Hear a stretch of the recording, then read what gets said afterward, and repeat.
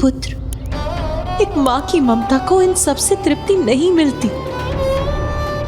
उसे तो तभी मिलती है जब उसका पुत्र उसके निकट हो, उसकी आंचल के छांव में हो, उसकी दृष्टि के सामने हो। पुत्र, मैं तुम्हें यहाँ छोड़कर नहीं जा सकती पुत्र। देवी पार्वती, पुत्र कार्तिकेय यहाँ अकेला कहाँ रहेगा? पुत्र, इस स्थिति का समाधान तो तुम दोनों ने ही सुझा दिया। पुत्र कार्तिकेय, तुमने अर्जुन वृक्ष के पत्रों और मल्लिका पुष्पों के साथ मेरी इतनी श्रेष्ठ पूजा की है, इसलिए मैं अपने 12 ज्योतिर्लिंगों में से एक के रूप में यहीं स्थापित होऊंगा और तुम्हारी माता अपनी शक्ति स्वरूप देवी ब्रह्मरंभा के रूप में यहाँ स्थापित रहेंगी, जो उनके 18 मुख्य शक्ति पीठों में से एक होगा। यहाँ हमारी पूजा मल्लिकार्जुन के रूप में होगी और तुम्हारे कथन के अनुसार इस स्थान को दक्षिण पीठ कहा जाएगा।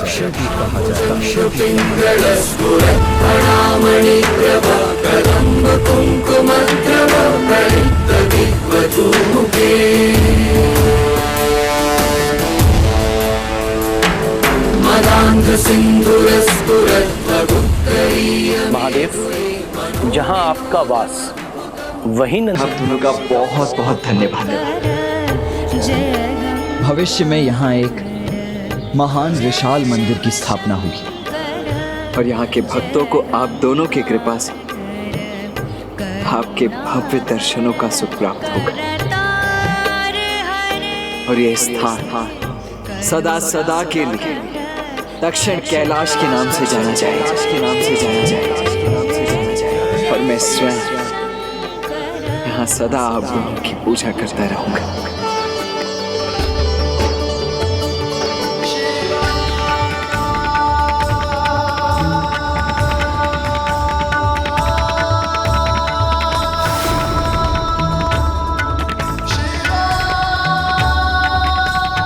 आइए देवी, अब कैलाश चलने का समय हो गया है। नहीं स्वामी, कार्तिकेय को यहाँ अकेला छोड़कर जाना मेरे मन को कदापि स्वीकार नहीं। किंतु प्रिय, जब हमारे ज्योतिर्लिंग और शक्तिपीठ के रूप में हमारी शक्तियां यहाँ हैं, तो वो हमसे दूर कहाँ है? मैं समझती हूँ स्वामी, और मैं ये भी समझती हूँ कि उसका एक बड़ा लक्ष्य है और उसको उसका कर्तव्य यहीं रहकर पूर्ण करना है, इसीलिए वो कैलाश नहीं लौट सकता। किंतु मैं तो यहाँ रह सकती हूँ ना स्वामी। यदि आप कैलाश जाने के इच्छुक हैं तो जाइए, किंतु मैं कार्तिकेय को यहाँ अकेला छोड़कर कदापि नहीं जाऊंगी। अब मैं पार्वती को कैलाश लौटने के लिए कैसे तैयार करूं?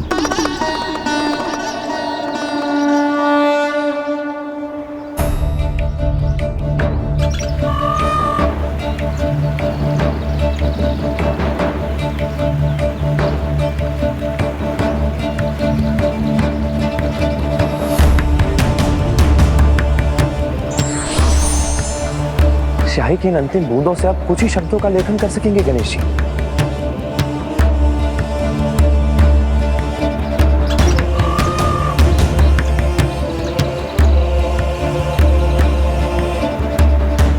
इसके लिए तो माता भूमि देवी से ही प्रार्थना करनी होगी, ताकि वो वचनानुसार हमें और स्याही प्रदान करें।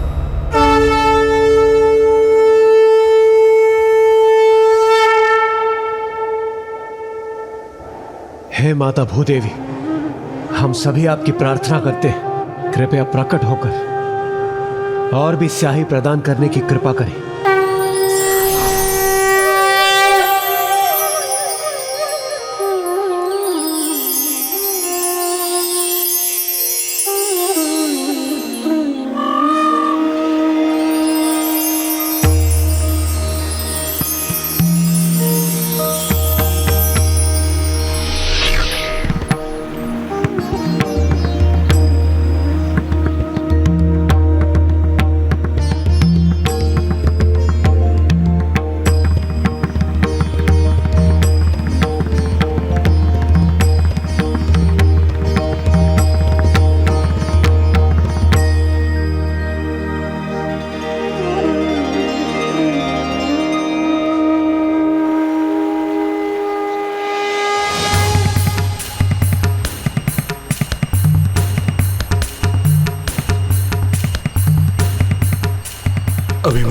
शरीर चक्र की प्रभा से उज्जवल तथा धूल राशि से सुशोभित था। उसके हाथ में तेजोमय उज्जवल चक्र प्रकाशित हो रहा था। उससे उसकी बड़ी शोभा हो रही थी। उस रण क्षेत्र में चक्र धारण द्वारा भगवान श्री कृष्ण का अनुकरण करता हुआ अभिमन्यु क्षण भर के लिए बड़ा भयंकर प्रतीत होने लगा था। कौरवों से घिरा हुआ अकेला अभिमन्यु छत विक्षत होते हुए भी हिम्मत नहीं हारा।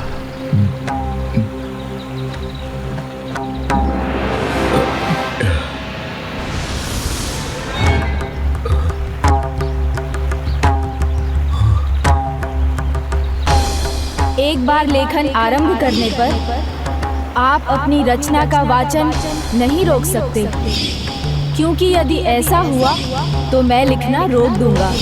थक गया हूं मैं, अब आगे कैसे बोल पाऊंगा। कुरुक्षेत्र का वो युद्ध जिसमें अभिमन्यु ने महापराक्रमी योद्धा की तरह युद्ध किया।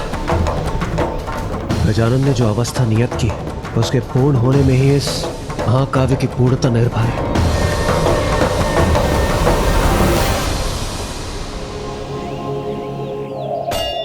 प्रिय, आप समझने का प्रयास कीजिए।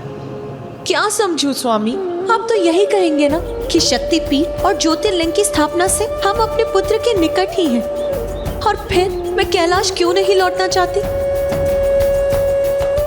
हम इस रूप में उसके निकट तो रहेंगे, किंतु वो फिर भी अकेला रहेगा। वो अपने मन की बात किसके साथ बांटेगा स्वामी? जैसे हम दोनों एक दूसरे के साथ हैं, उसके साथ कौन है?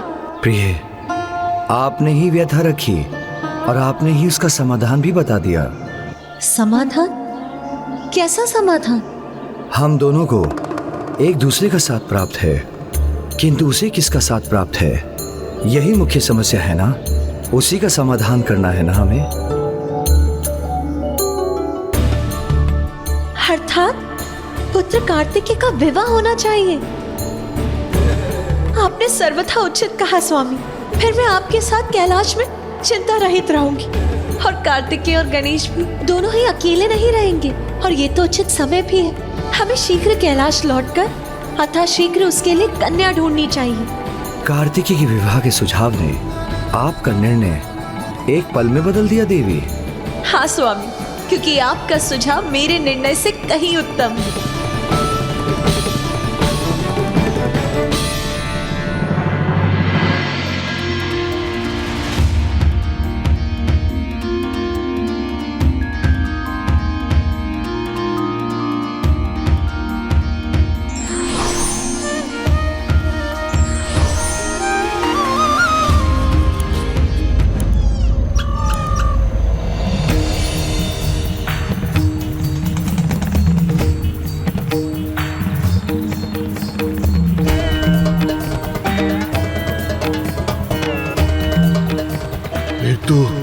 समस्त भूपालों के स्वामी वीर राजा दुर्योधन के धराशायी होने पर वहां बिजली की गड़गड़ाहट के साथ प्रचंड वायु चलने लगी, धूलि की वर्षा होने लगी, वृक्ष, वन एवं पर्वतों सहित सारी पृथ्वी कांपने लगी।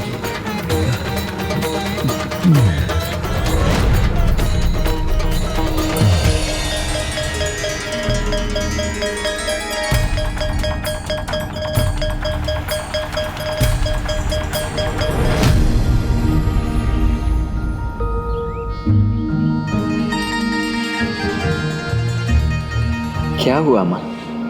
अब हमें जाना होगा पुत्र, किंतु तुम तनिक भी चिंता मत करो। मैं तुम्हें कभी भी अकेला नहीं रहने दूंगी।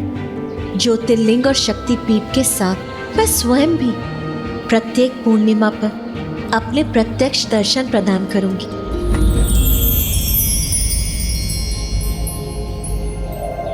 और मैं प्रत्येक अमावस्या के दिन आप दोनों को अपने माता पिता के रूप में पाकर मैं धन्य हो गया। मैं किन शब्दों में आप दोनों को धन्यवाद करूं। कृपा कर मेरा नमन स्वीकार करें।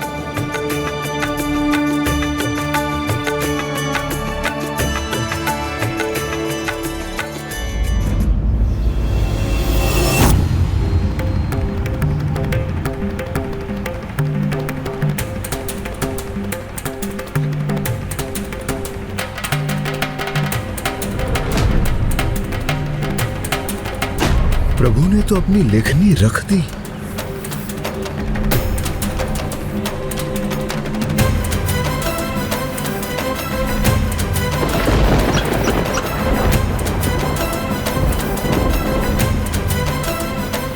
प्रभु गजानन, आप उठ क्यों गए? मैंने कहा था ना ऋषिवर, जैसे ही आप बोलना समाप्त करेंगे मैं लेखन रोक दूंगा। उचित है प्रभु, क्षमा करें। आपको दिए हुए वचन का मैं मान नहीं रख पाया, किंतु कोई तो उपाय होगा कि आप आगे लिख सकें, अन्यथा यह महाकाव्य पूर्ण नहीं हो पाएगा। प्रभु, इसे पूर्ण करने में मेरी सहायता कीजिए प्रभु। अब तो केवल एक ही खंड शेष है। नहीं ऋषिवर, नहीं ऋषिवर, नहीं ऋषिवर, नहीं ऋषिवर।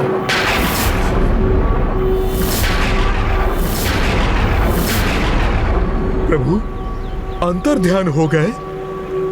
अर्थात भारत में धर्म की महागाथा अधूरी रह गई। इस प्रकार भविष्य में जीवों का मार्गदर्शन कैसे संभव? इतना महत्वपूर्ण ग्रंथ अधूरा रह जाए, ये तो उन्हें भी स्वीकार नहीं होगा। तो नियति क्या है? क्षमा करें प्रभु, मैं अपना कर्तव्य अधूरा नहीं छोड़ सकता। मुझे तो इस कार्य को पूर्ण करने का प्रयास करना ही होगा।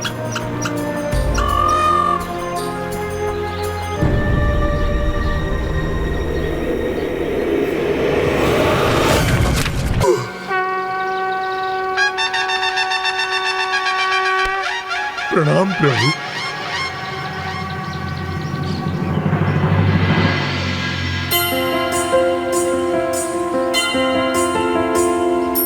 एकदन्तं महाकायं तप्तकाञ्चन सन्निभं लम्बोदरं विशालाक्षं वन्देऽहं गणनायकम्।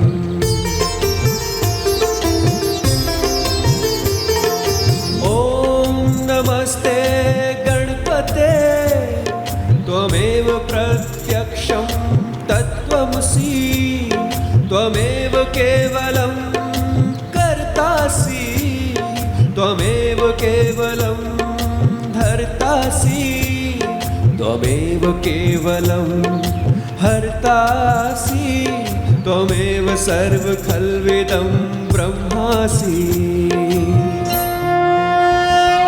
नमस्ते ब्रह्मरूपा।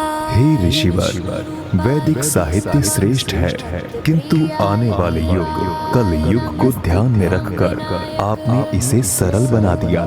इसलिए आपका ये महाकाव्य महाभारत कहलाएगा। गणपतये नमः।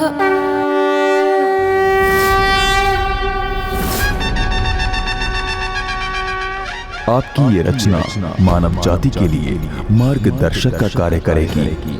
धन्यवाद हे ज्ञान बुद्धि और श्रुति के ईश्वर कि आपने मुझे और मेरी इस रचना को शुभाशीष दिया।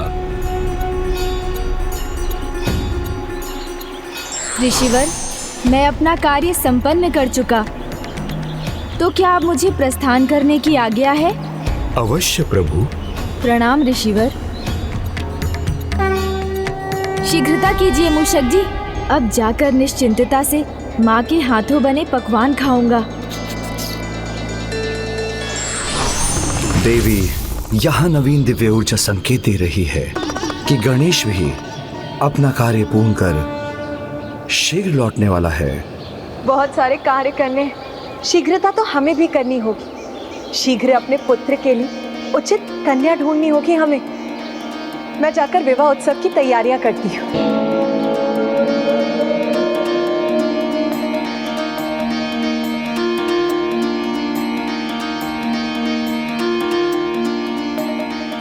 गणेश जी का विवाह? गणेश जी के लौटने पर सर्वप्रथम यह शुभ समाचार मैं ही उन्हें दूंगा।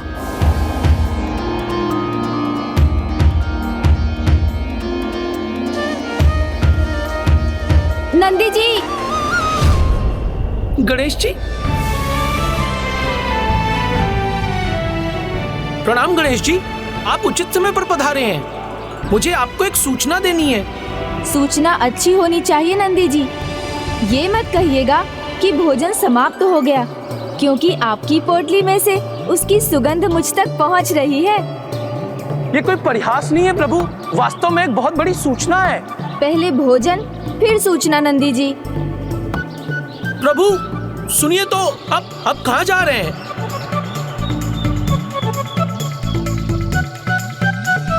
प्रभु सुन तो लीजिए, यह सूचना सुनकर आप आनंदित होकर उछल पड़ेंगे। अच्छा तो सुनाइए नंदी जी। आपका विवाह होने वाला है। माता और प्रभु आपके लिए उचित कन्या ढूंढ रहे हैं।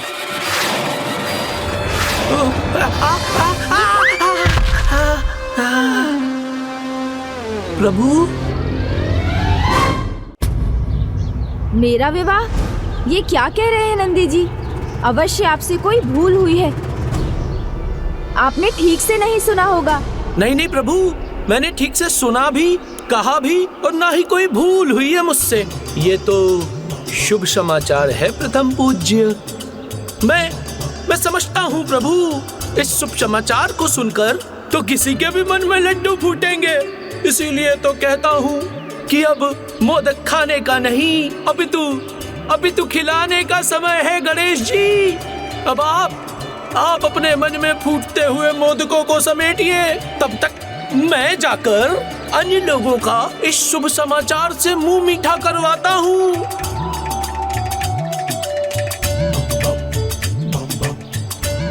ओहो प्रथम पूज्य गणेश जी, सर्वप्रथम आप ही शुभ समाचार के साथ अपना मुंह मीठा कीजिए।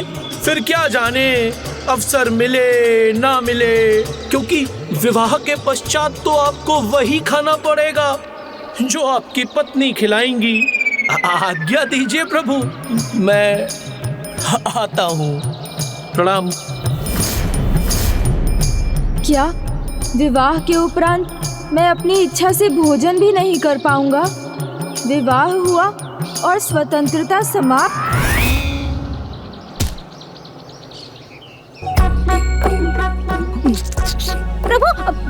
प्रभु सुनिए तो, वो देखिए प्रभु, वहाँ आपकी होने वाली पत्नी। क्या?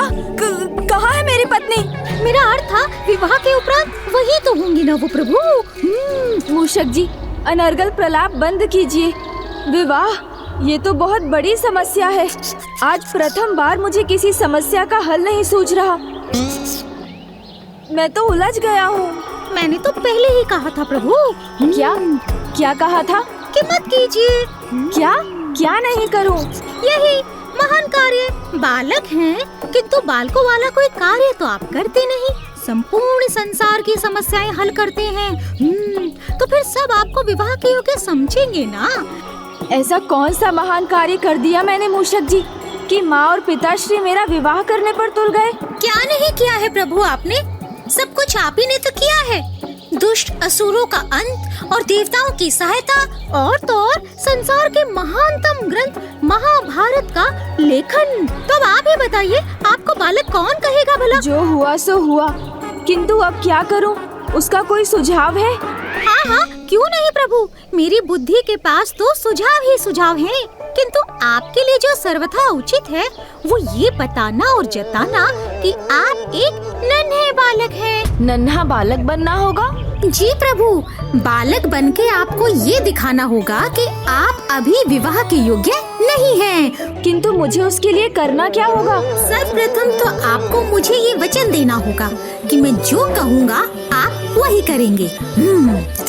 करूँगा, सब कुछ करूँगा, किंतु ये तो बताइए कि करना क्या है? हमारे नटखट बालक अभियान का पहला कार्य होगा उत्पाती बनो।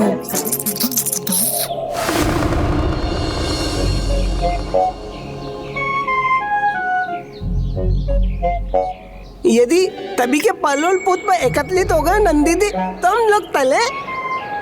उचित है तोतला जी। तलिए।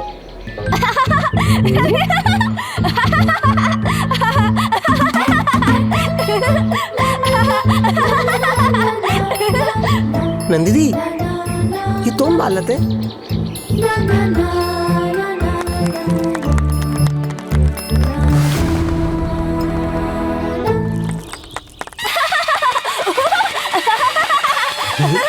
गणेश जी एक अबोध बालक के समान व्यवहार क्यों कर रहे हैं?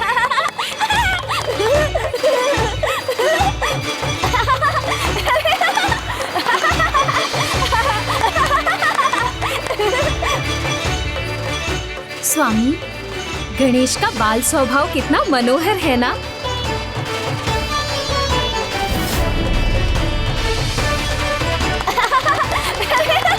स्वामी, ये गणेश क्या कर रहे हैं और क्यों? क्या है इसका कारण? प्रभु, ये कैसी नवीन लीला है आपकी?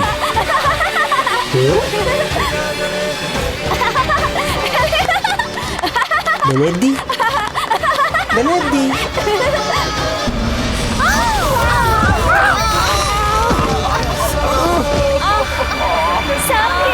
सब गिर गए।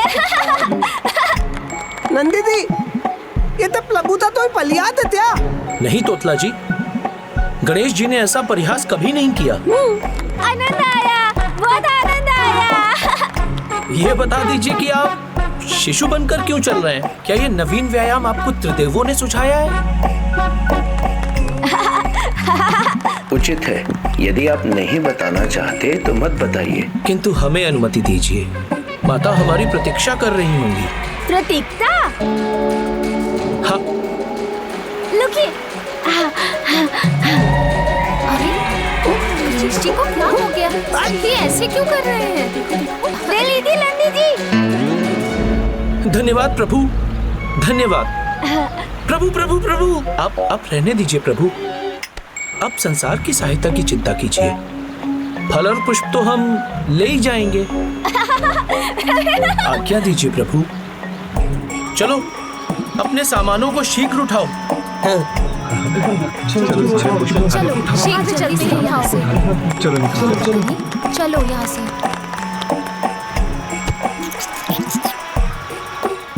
क्यों, उपयुक्त था ना?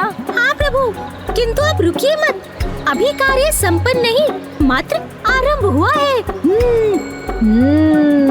अभी तो सबको ये विश्वास दिलाना है कि आप मात्र एक बालक ही हैं। नटखट बनो अभियान कार्य 2।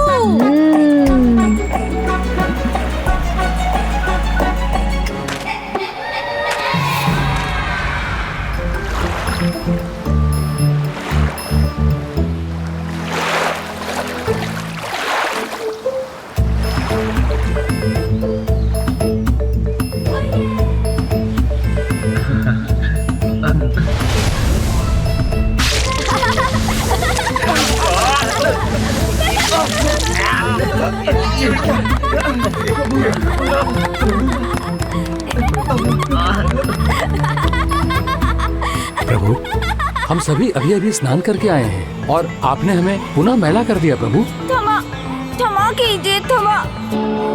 यदि प्रथम पूज्य गणेश जी ने ऐसा किया है तो इसमें अवश्य उनकी कोई लीला होगी।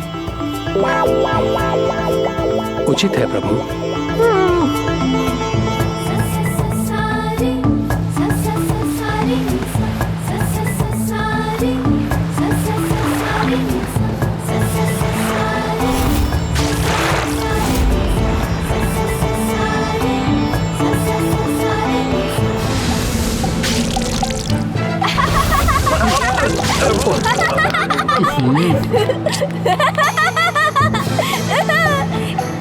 प्रभु, हमें क्षमा करें यदि हमसे कोई भूल हुई हो तो। नहीं, क्षमा तले, अब नहीं करूंगा। ये गणेश जी की कोई लीला है या आज हम सभी को सताने का कोई नया नटखट उपाय सोचा है?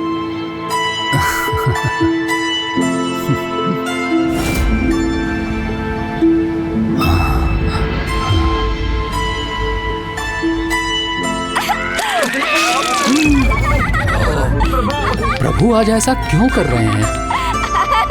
प्रभु, मेरी योजना, मेरी सुझाव सफल हो रही है। अब तीसरे कार्य का समय है।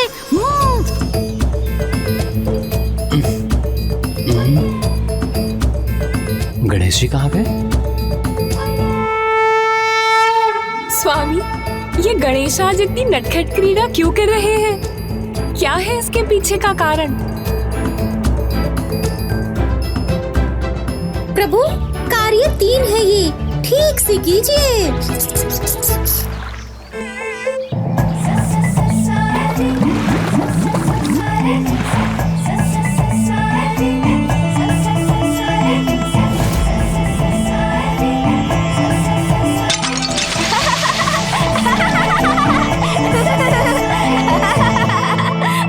किसने फेंका ये कंकड़?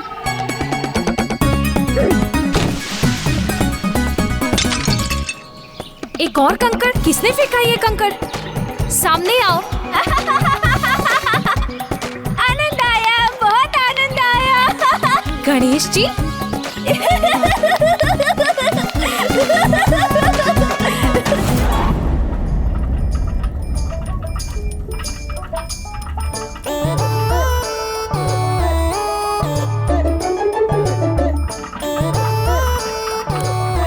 अब कार्य 4 प्रभु।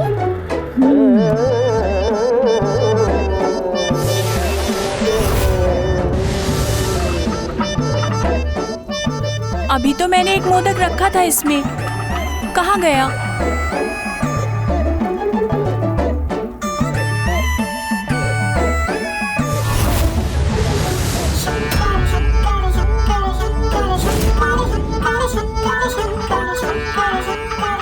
यहाँ तो कोई नहीं है, तो कदाचित मेरा ही भ्रम होगा।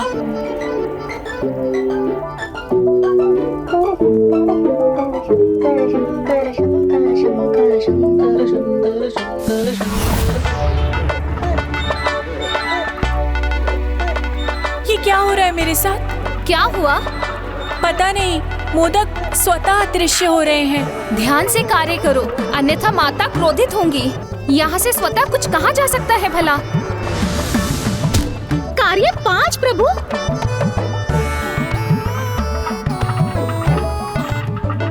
अरे, मेरा कलछुल कहाँ गया? नहीं मिला तो खीर जल जाएगी। कार्य 6 प्रभु। अरे, मेरा माखन कहाँ गया?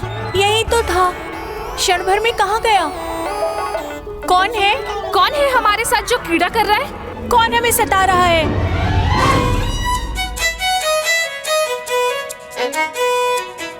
गणेश जी, मैंने तो तुझ भी नहीं दिया।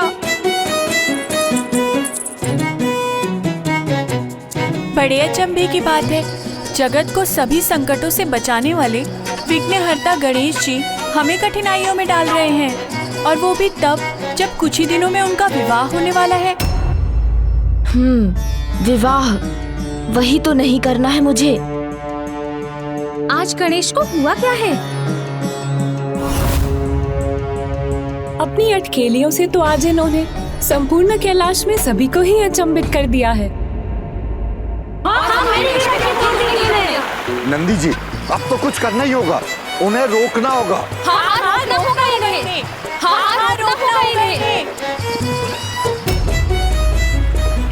नंदी दी, दीदी दीदी, ये सभी तो जैसे मेरी प्रतीक्षा में ही खड़े हैं।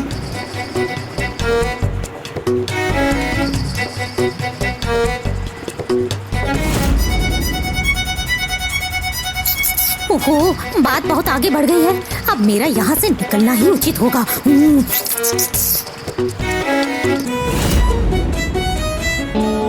मूषक जी भी अदृश्य हो गए। आप तो मेरे साथ खेलने आयो, तो चलो खेलते हैं। खेलो ना, खेलो ना। धनेदी, आप मिली भांति क्यों बोल रहे? आपकी बाती नहीं बोल रहा हूँ तोतला दी, मैं तो वैसे तो बोल रहा हूँ जैसे धोते बत्ते तो बोला था ये। मैं भी तो धोता हूँ ना। धनेदी, आप तो पलियात मुझे नहीं पता नाला है। देखिए ना नंदी दी, ये मुझे दांत रहे हैं। नंदी दी दे दिया ना प्रभु, मेरा पलियात तल रहा है।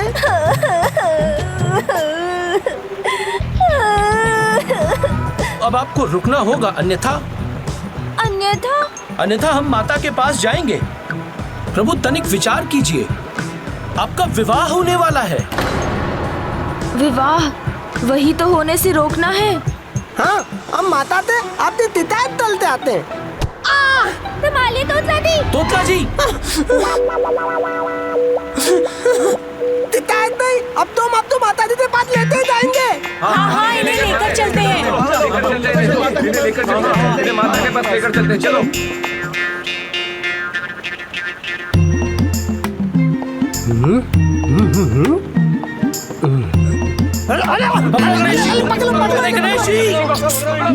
नटखट बनो अभियान में मैंने तो यही तक बताया था, तो अब प्रभु क्या करने लगे?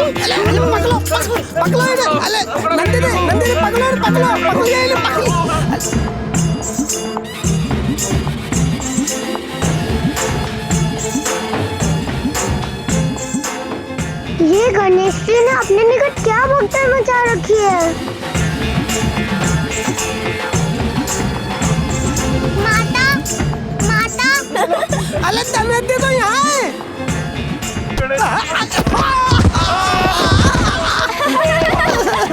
दमयंती तो पकड़ो। चलो बात है। अरे उधर से। पकड़ो।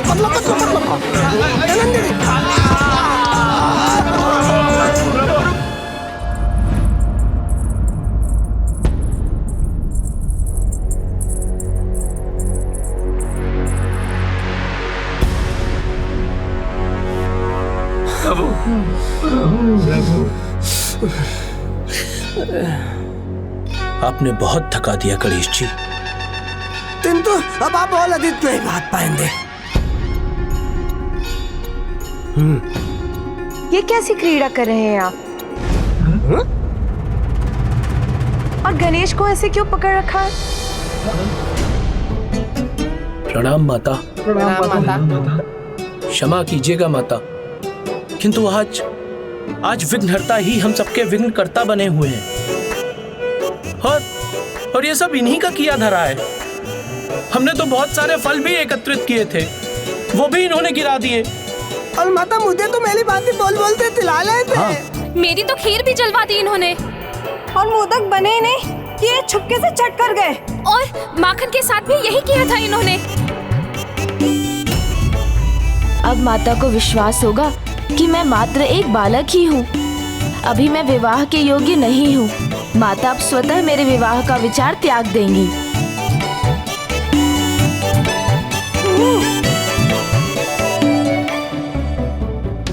बालक ही तो है, थोड़ी शरारत ही तो कर रहा था, तो कोई बात नहीं। बालक हूँ, यही तो दिखाला था। माता दीदी, ये पहले मैंने बातें बोलने वाले। आपकी भांति नहीं तोतला जी, मैं तो सबको ये स्मरण कराना चाहता था कि मैं मात्र एक बालक हूँ। स्मरण करा रहे थे, किंतु क्यों पुत्र?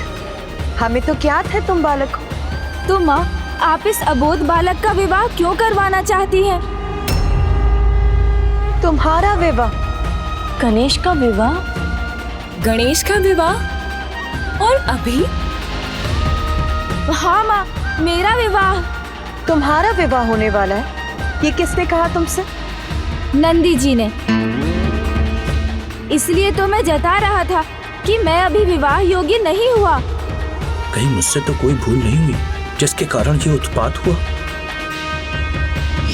शीघ्र अपने पुत्र के लिए उचित कन्या ढूंढनी होगी हमें।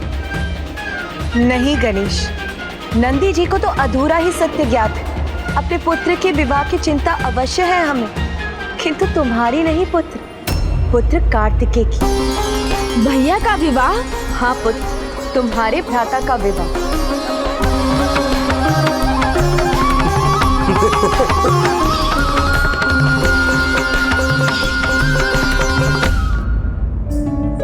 किंतु विवाह के लिए एक योग्य वधू का चुनाव करना होता है, किंतु अभी वो योग्य कन्या नहीं मिली है जो योग्य वधू बन सके। तो आपने मुझे क्यों नहीं बताया माँ?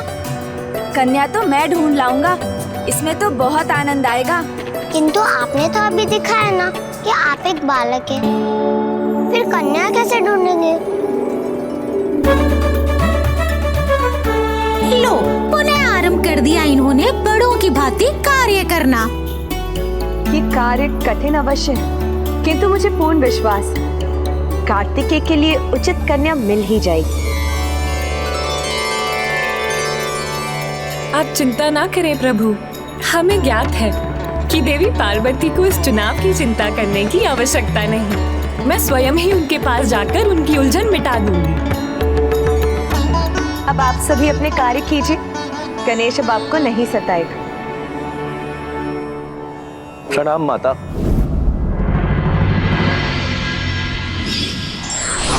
प्रणाम बुआ जी, प्रणाम मामी जी। प्रणाम सरस्वती माता, प्रणाम लक्ष्मी माता। कल्याण हो पुत्री। क्यों देवी पार्वती? आप अपने पुत्र कार्तिकेय के लिए योग्य वधू ढूंढ रही है ना? अच्छा हुआ आप दोनों आ गईं। मुझे आप दोनों की सहायता की आवश्यकता थी।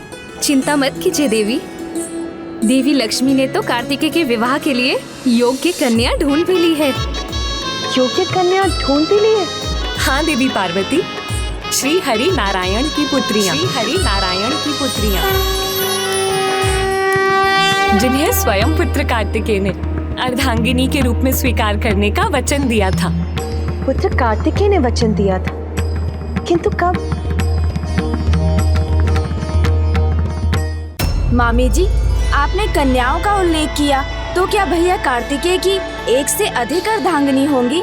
हाँ पुत्र, कार्तिकेय जब प्रभु महादेव के गुरु रूप में उन्हें प्रणव शब्द का ज्ञान दे रहे थे, तब उस अलौकिक दृश्य को देखकर प्रभु श्री नारायण भावुक हो उठे और उनके नेत्रों से आनंद के अश्रु बह गए।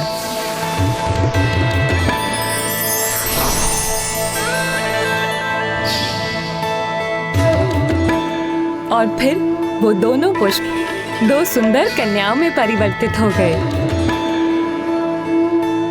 प्रभु श्री हरि नारायण के पुत्रियों के नाम हैं अमृतावली और सुंदरावली।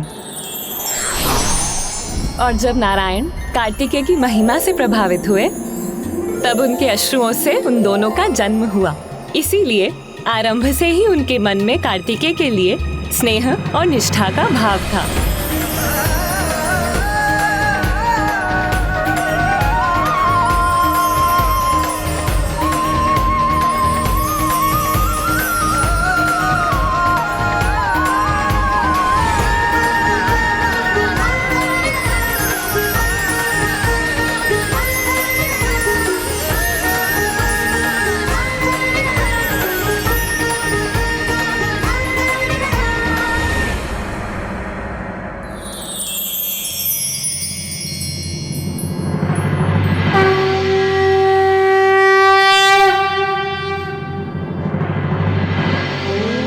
कार्तिकेय की महिमा से प्रभावित होकर वो दोनों कन्याएं उनके लिए तपस्या करने लगी।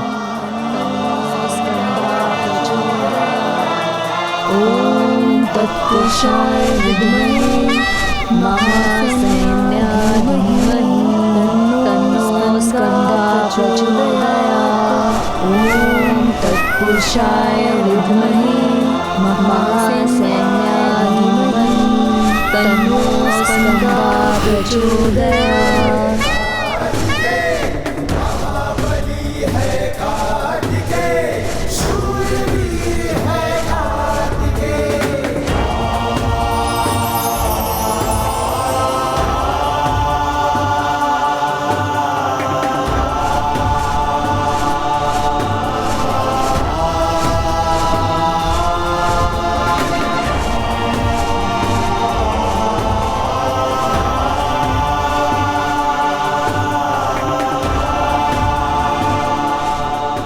प्रणाम प्रभु।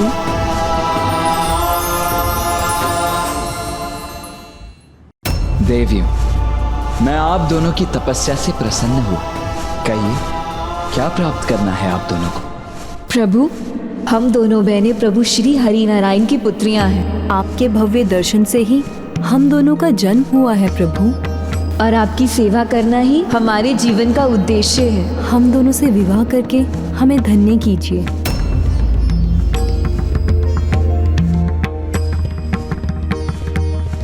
किंतु देवियों, मैं अपने जन्म के उद्देश्य की पूर्ति किए बिना आप दोनों से विवाह भला कैसे कर सकता हूँ?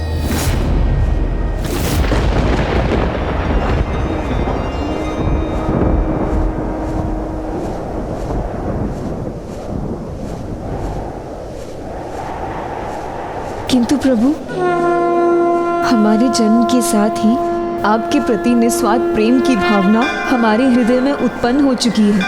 हमारी निष्ठा और हमारे समर्पण का उचित परिणाम दीजिए प्रभु। हमें अस्वीकार ना कीजिए, क्योंकि आपके साथ के सिवा हमें और कुछ नहीं चाहिए प्रभु।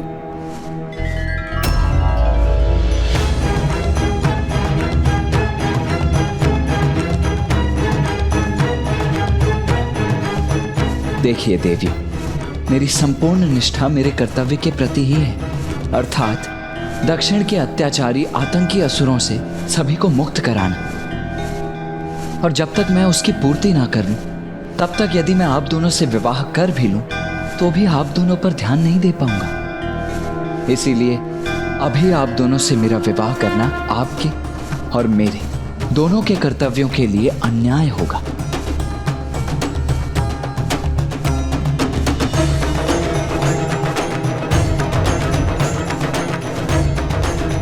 किंतु आप दोनों चिंतित ना हो। मैं आप दोनों को एक वचन देता हूं कि आपके अगले जन्म में जब सभी परिस्थितियां उचित होंगी, मैं आप दोनों से विवाह अवश्य करूंगा।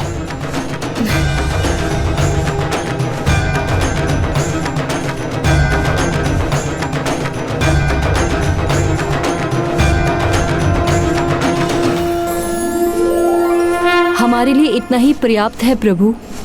हम आपकी प्रतीक्षा करेंगे।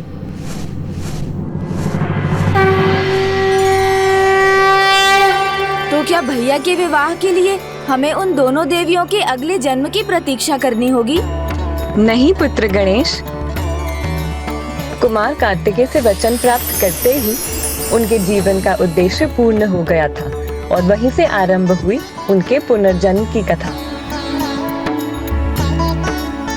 देवी पार्वती, आपको यह जानकर प्रसन्नता होगी कि उनका पुनर्जन्म हो चुका है और वो घड़ी दूर नहीं जब कार्तिकेय के संग उनका विवाह संपन्न होगा।